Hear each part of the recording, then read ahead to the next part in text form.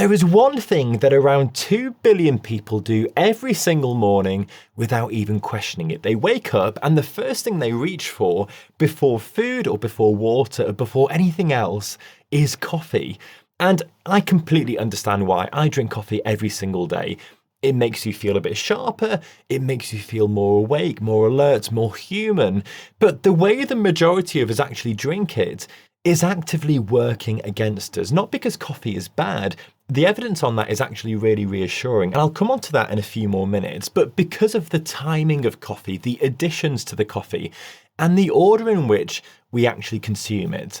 And those details are quietly setting off a chain of hormonal and metabolic events that explain why by 11 in the morning, you feel like you need another coffee. So in this video, we're going to go through the physiology of what coffee actually does to your blood sugar, why your morning routine might be creating the crash that you're trying to escape, what the evidence actually says about the best time to drink it, and which milk and sweetener choices are quietly undermining your glucose stability. So let's start with what coffee actually does in your body, because this is quite a complex topic here.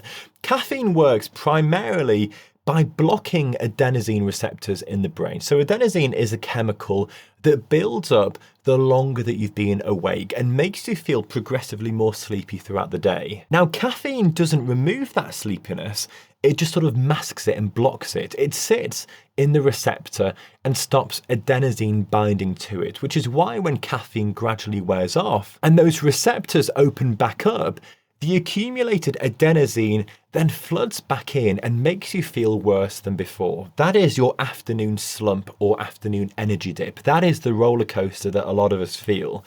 But caffeine also triggers your adrenal glands to release cortisol and adrenaline, your stress response hormones. So they evolved to give you this burst of energy when you needed to run away from something or fight, like a bear or a lion or a saber-toothed tiger or something like that. And one of the things they do is signal the liver to release glucose into the bloodstream, essentially creating this big energy surge. So even black coffee with 0 calories and 0 carbs can produce quite a significant rise in blood sugar in some people.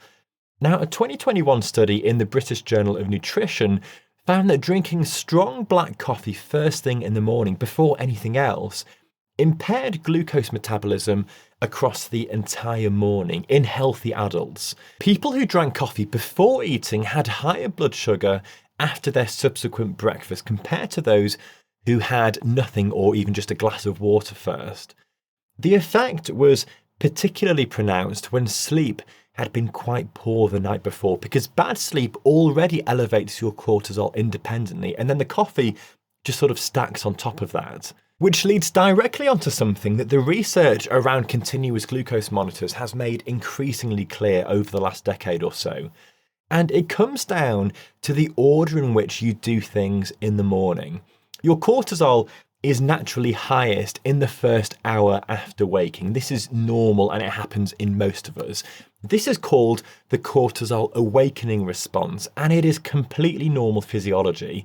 It is your body preparing you for the demands of the day. But the problem is that caffeine amplifies that cortisol response.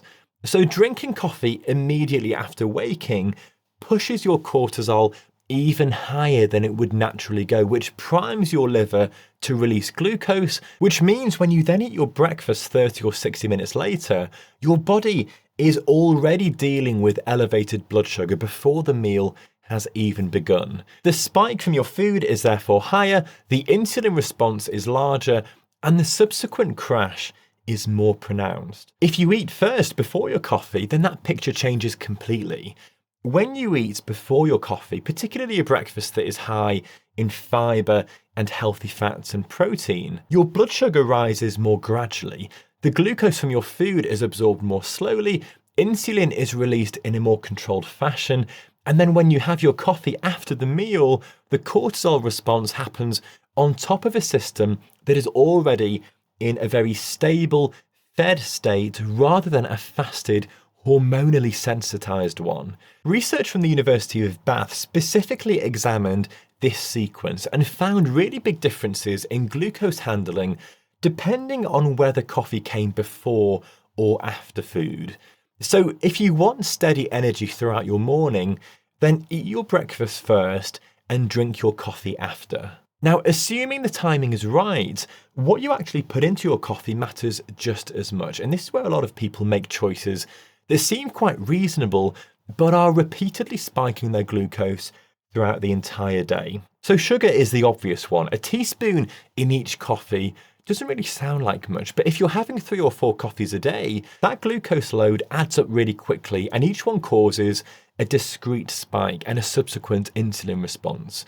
The more spikes you have across a day, the more your energy oscillates. And if you want the sweetness, then the evidence supports stevia and monk fruit as the safest options. Both are derived from plants, neither of them really raises your blood glucose, and neither of them appears to carry the negative gut microbiome effects that some artificial sweeteners like sucralose have been associated with. Once you've sorted the question around sweeteners, the next question is all about milk. And this is where food marketing has created a significant amount of confusion. So plant-based milks have been positioned as the healthier, more sophisticated choice these days. And for some purposes, they absolutely are, but not all of them behave the same way. Now, oat milk is the obvious one to address here because it's just so popular these days. It froths really well, it tastes pretty good, it markets really, really well as well. But oats are a starch, they are a carbohydrate. And when you process them into milk form, you produce a liquid with a really significant carbohydrate load and a high glycemic response. The processing itself breaks down the fibre that would normally slow glucose absorption in whole oats. So a 200ml serving of oat milk typically contains around 15 to 17 grams of carbohydrate. Rice milk sits even higher. It's been measured with a glycemic index comparable to glucose itself. It's massive. Now compare that to whole cow's milk at around 10 grams of carbohydrate per 200ml, which also comes packaged with protein and fat that further slows down the sugar absorption and blunts the insulin response. So if you're having 2 or 3 oat milk coffees a day, then you're having 2 or 3 glucose spikes that you may not have attributed to anything in particular. You're not eating anything sugary, but your blood sugar is responding as though you have. The better choices in terms of glucose impact are unsweetened almond milk or macadamia milk if you can get it, or cow's milk. These are really good for you. Almond milk is pretty low in carbohydrates. Its primary macronutrient is actually fat, and it won't move your blood sugar in any meaningful way. Whole cow's milk, despite its carbohydrate content, has the most long-term evidence behind it metabolically, largely because the fat and protein matrix slows digestion, and the natural milk sugars behave very differently to the rapidly absorbed glucose in oat or rice milk. Now, if you are going to use plant-based milk, one thing that's really worth doing, regardless of which one you choose, is to actually read the label. Many commercial barista edition oat milks contain added sugar, and the versions used in coffee shops very frequently have sweetened syrups added as a default. So what you buy in a carton from a supermarket and what goes into your flat white at the coffee shop can be very different things. Now, having said all of that, I want to be really clear about what the long-term data on coffee actually shows, because it's really easy to come away from a conversation like this and think that coffee is a problem, but it's not. Coffee is actually pretty good for you. So large prospective cohort studies, including data from the EPIC study in Europe involving hundreds and hundreds of thousands of people, have found consistent associations between moderate coffee consumption, so around 2 to 4 cups per day, and reduced risk of type 2 diabetes, Parkinson's disease, certain liver conditions, and all-cause mortality. And the reason it's so important is that the bioactive compounds in coffee, including chlorogenic acids and polyphenols, have genuine anti-inflammatory and glucose-regulating properties that are independent of the caffeine. And the question that I get asked all the time around coffee is, where is the line with milk? Because a splash in your coffee is very different to a large cappuccino, but where is the line of what's good and what's bad? So from what I can gather, a splash of whole cow's milk, somewhere in the region of a tablespoon or a couple of tablespoons, adds roughly 1 to 2 grams of carbohydrate and a small amount of fat and protein. And obviously that is not going to really sort of meaningfully affect your blood glucose response in most people, and the evidence supports this. Studies using continuous glucose monitors in healthy adults have consistently shown that small amounts of dairy milk, not of the chocolate but cow's milk, added to coffee does not produce a significant or prolonged glucose spike. But a large cappuccino is an entirely different meal altogether. A standard cappuccino from Costa or Starbucks or wherever, made with around 150 or 200 ml of milk, delivers somewhere between 7 and 9 grams of carbohydrate. And if you're having that before breakfast on a fasted system, you are giving your pancreas a real job to do. The milk itself is the meal at that point. That is your breakfast. And the combination of caffeine-driven cortisol and an incoming lactose load in a fasted state is exactly the scenario that we've been talking about here. So for me, the practical line based on the available evidence is roughly this. A small amount of milk, up to around 50 ml of semi-skimmed or whole cow's milk, or an unsweetened almond milk in a coffee consumed after food is unlikely to cause any meaningful disruption to your glucose. But a large milky coffee drunk before breakfast, repeated 2 or 3 times throughout the day with very little activity, is a very different habit with a different metabolic consequence. The issue isn't having a coffee itself, but drinking it on an empty stomach after a bad night's sleep with oat milk or 2 sugars puts you on a glucose roller coaster that you spend the rest of the day trying to recover from. And even though this might not sound like much to some people, and some of you may be thinking, this is all a bit intense, this is just a cappuccino in the morning.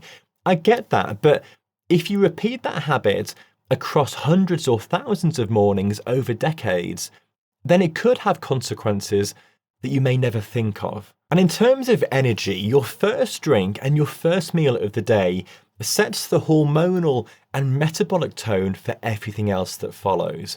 So if you get those right, then the energy that you feel at 2 or 3 in the afternoon without reaching for another coffee will tell you everything you need to know. For me, the bottom line is this: a tiny adjustment to when you drink your coffee and what you put in it is not a dramatic lifestyle overhaul. It is not something you need to obsess over or think about constantly. But if you do it repeatedly every morning across years and decades, it compounds in the same way that any small repeated stress compounds. If you had a tiny misalignment in your car's steering, barely noticeable day to day, and you drove it like that for 20 years, the wear on the tires and the suspension and the chassis would be significant, not because any single journey damaged it, but because the same small force applied thousands of times in the same direction eventually leaves a mark.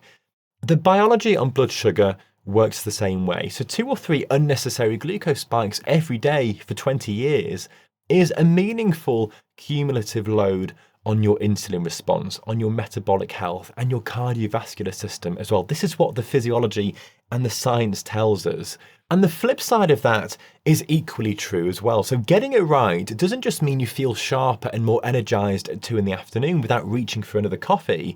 It means you are actively reducing that cumulative load morning by morning across the decades that actually determines your long-term health. It's just one small habit done very slightly differently every morning, and in decades' time, your body will notice a difference.